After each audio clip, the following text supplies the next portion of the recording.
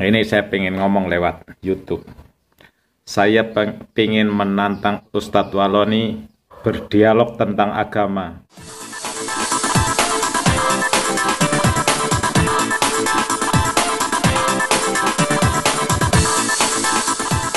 Halo.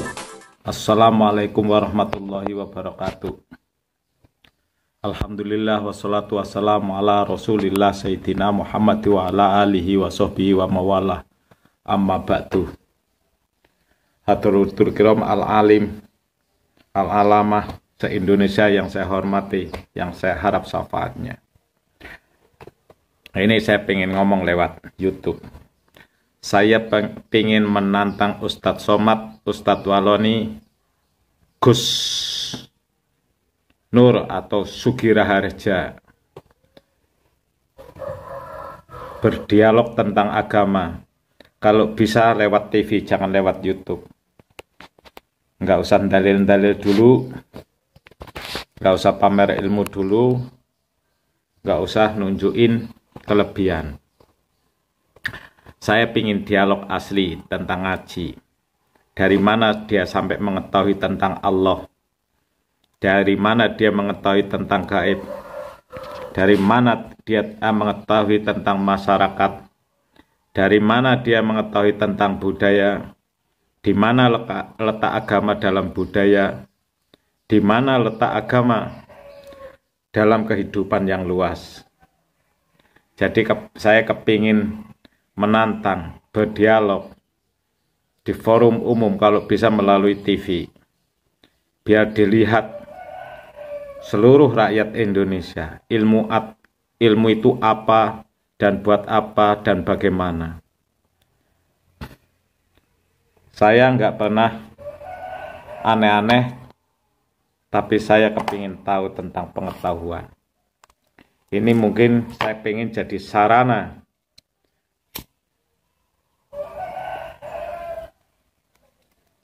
tolabul ilmi faridatun ala kulli muslimin wal muslimat. Jadi mencari ilmu itu hukumnya fardu, yang tidak bisa ditinggalkan buat kaum muslimin dan muslimat. Semua saja, di mana saja berada. Biar kita jangan melihat casing manusia saja. Biar kita sadar diri untuk diri sendiri, khususnya untuk umat Islam. Karena apa, Ustadz? Tujuan orang hidup itu untuk apa? Terutama ini saya yang ingin menyoroti Ustadz Waloni. Dari Kristen masuk Islam, Allah tujuannya apa? Taqarruban ilallah, mendekatkan diri kepada Allah, atau mau membuat masalah di permukaan? Atau masuk Islam hanya untuk membeda-bedakan? Buat saya, semua tidak begitu penting kecuali taqarruban ilallah. Permasalahannya apa? Yang Kristen biarlah Kristen, yang Hindu biarlah Hindu, yang Islam biarlah Islam. Biarlah dia mencari jati diri untuk mencari keyakinan diri sendiri. Juga bagi ulama-ulama yang masuk Kristen, silahkan. Yakini itu apa yang kamu temukan. Toh besok di yaumil akhir kita akan bertanggung jawab pada diri sendiri. Ini zaman akhir. Kalau menurut logika memang, menurut hukum memang benar. Tapi fungsi hukum itu sendiri apa? Apakah untuk menghukumi? Apakah agama untuk mencengkeram? Apakah agama itu bagaikan elang yang menyengkeram mangsanya? Bagi agama lain juga jangan berlebihan. Masalah Ustadz Somad, Ustadz Waloni atau Gus Nur sekalipun, saya ingin tahu bagaimana diplomasi di depan media umum, yaitu TV. Secara umum, pure. Kalau perlu Gus Bahak menjadi garis tengah dari perwakilan santri. Kalau perlu orang-orang alim itu ikut memantau.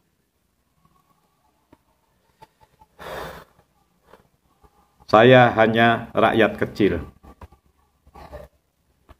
yang sebetulnya tidak ingin tahu menahu tentang permasalahan ini. Karena itu hanya untuk mencari rating saja, maka saya ingin ikut-ikutan. Ngopi. Sampai dari mana sebetulnya kemampuannya? Apa hanya agama itu apakah hasil belajar, produk otak, bisa menghafal Quran dan apa? Allah menunjukkan hidayah kepada manusia. Itu dari perjalanan fasiru fil ardi fayandur. Ustadz Waloni mungkin sedikit bisa pernah diomong. Jangan terlalu keras-keras. Masalahnya saya yang pernah kafir. Semua orang pernah kafir. Kafir itu sendiri apa? Aba wastakbar. Ola iblis aba wastakbar wa kana minal kafir. Orang yang sok-sokan itu juga kafir. Kafir dalam arti luas itu orang yang tidak menerima petunjuk Allah. Petunjuk Allah sebagai pedang saja, bukan sebagai pereda dalam hati. Agama lain juga begitu. Hai orang Kristen, gak usah ribut tentang Ustadz Somad sama Ustadz Waloni. Saya siap urusan itu demi keluarga saya sendiri, bukan demi orang Kristen. Dan orang Kristen cukup membenahi diri sendiri saja. Silakan umat Islam dimasukkan Kristen semua, silakan. Bagi saya, orang Kristen juga tidak mengetahui Tuhan. Bagi umat Islam, bagi saya juga tidak mengetahui Tuhan. Bagi umat Hindu juga tidak mengetahui Tuhan. Konghucu tidak tahu Tuhan, dan Buddha pun tidak tahu Tuhan. Tuhan mereka hanya dalam konsep.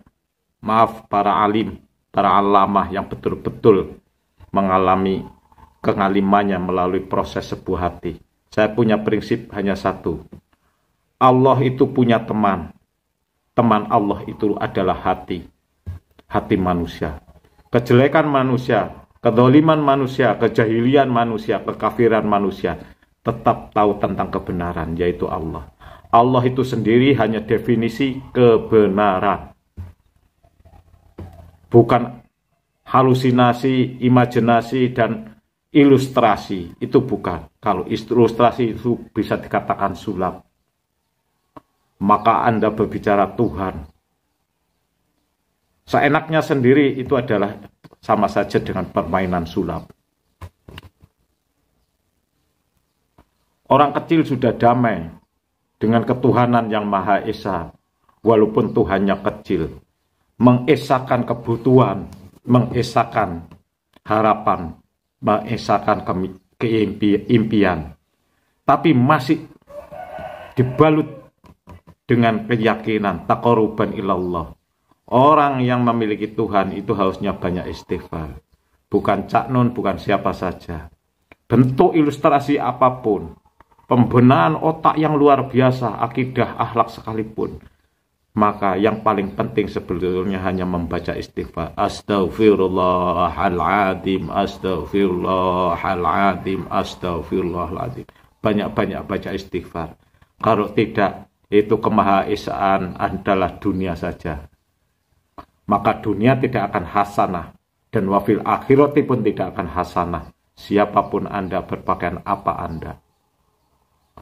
Walibasu takwa, baju takwa adalah sebuah hati. Bukan ini, bukan mulut yang berbicara. Enggak usah kau desainer, enggak usah kamu desain-desain agama itu. Agama itu tidak bisa didesain oleh mulut manusia. Dan tidak bisa didesain oleh kata-kata.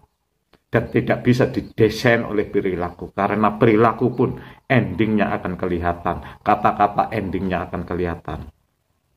Makanya Quran, agama Islam, bahasa Arab. Inna anzalnahu Qur'anan Arabiyan. Dan Quran itu bukan milik orang Arab. Bahasa Arabnya bukan bahasa Arab orang Arab. Orang Arab juga harus belajar Quran. Keunikan kitab Quran pada satu alif, tasjid atau sukun atau mati itu memiliki hasanah yang luas. Satu makna bisa menjadi 500 bahasa. Dan bahasa itu memiliki makna, bisa berubah-ubah. Dan hasanah mengandung 500 hasanah. Itu sangat sulit, bro. Jadi jangan kamu anggap dengan hanya hukum Al-Quran sejelek ini harus kita hargai.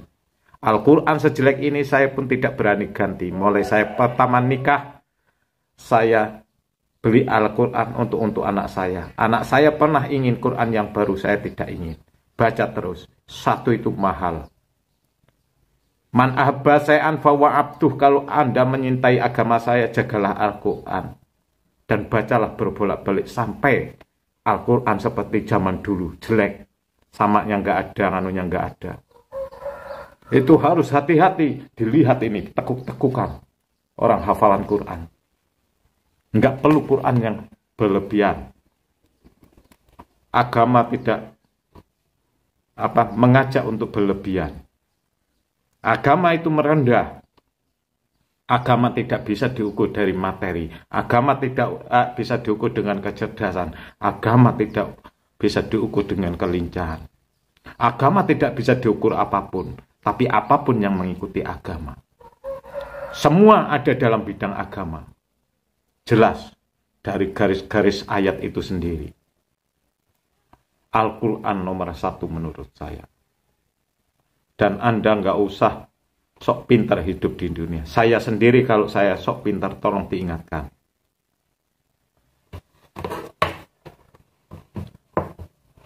Orang Islam se-Indonesia, saya minta tolong.